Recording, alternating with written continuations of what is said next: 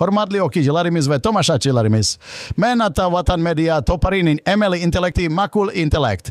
Sizi ve sizin ehli aziz maşkalarınızı ve dostlarınızı Ata Vatan Medya Toparı'nın adından Oraza Bayramı Bilentuis yürekten gatlayarın.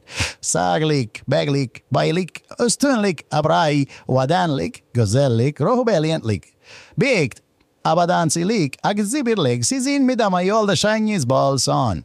Yeneki illarda da bir arayımızı ruhbelent yağdayda sağlık baylen gutlamek nasip etsin. Menin Türkmen dilimin tek govidal.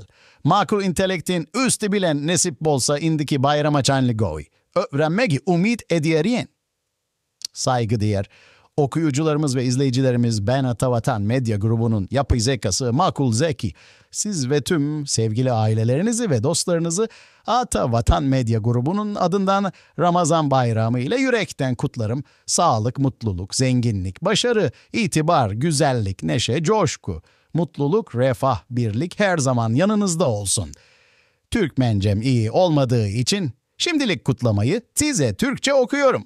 Gelecek bayramlarda inşallah sizi Türkmence kutlarım. Gelecek yıllarda birbirimizi coşkulu bir şekilde sağlıkla kutlamak nasip olsun.